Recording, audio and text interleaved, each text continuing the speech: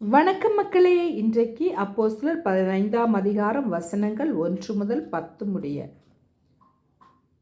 சிலர் யூதேயாவிலிருந்து வந்து, நீங்கள் மோசேயினுடைய முறைமையின்படியே விருத்த சேதனம் அடையாவிட்டால் இரட்சிக்கப்பட மாட்டீர்கள் என்று சகோதரருக்கு போதகம் பண்ணினார்கள்.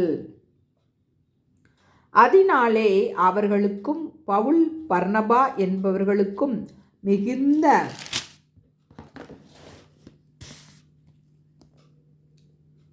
வாக்குவாதமும் தர்க்கமும் உண்டானபோது, அந்த விஷயத்தின் நிமித்தம் பவுலும் பர்னபாவும் அவர்களை சேர்ந்த வேறு சிலரும் எருசலேமில் இருக்கிற அப்போஸ்தலரிடத்திற்கும் மூப்பரிடத்திற்கும் போக வேண்டும் என்று தீர்மானித்தார்கள்.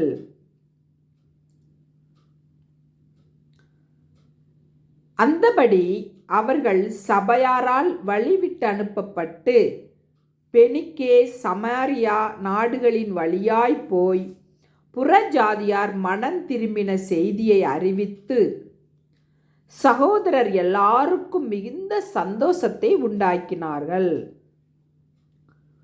அவர்கள் எருசலேமுக்கு வந்து சபையாராலும் அப்போஸ்தலராலும் மூப்பராலும் ஏற்றுக்கொள்ளப்பட்ட போது தேவன் தங்களை கொண்டு செய்தவைகளை எல்லாம் அறிவித்தார்கள்.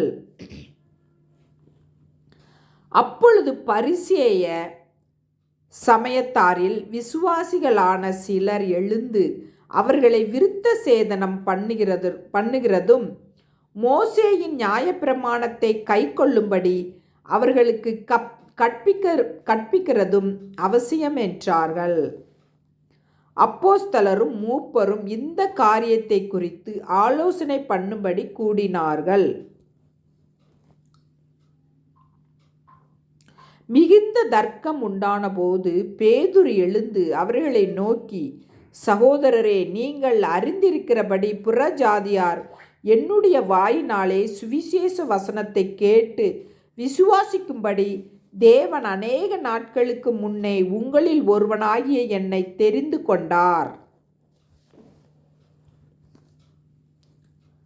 இருதயங்களை அறிந்திருக்கிற தேவன் நமக்கு பரிசுத்த ஆவியை தந்தருளினது போல அவர்களுக்கும் தந்தருளி அவர்களை குறித்து சாட்சி கொடுத்தார். விசுவாசத்தினாலே அவர்கள் இருதயங்களை அவர் சுத்தமாக்கி நமக்கும் அவர்களுக்கும் யாதொரு வித்தியாசமும் இராதபடி செய்தார். இப்படி இருக்க நம்முடைய பிதாக்களாலும் நம்மாலும் சுமக்க கூடாதிருந்த நுகத்தடியை சிலர் கழுத்தின் மேல் சுமத்துவதினால் நீங்கள் தேவனை சோதிப்பானேன். ஆமேன். மக்களே, வீடியோ பிடிச்சிருந்தா லைக் பண்ணுங்கள், ஷேர் பண்ணுங்கள், சப்ஸ்கிரைப் பண்ணுங்கள். தேங்க்யூ.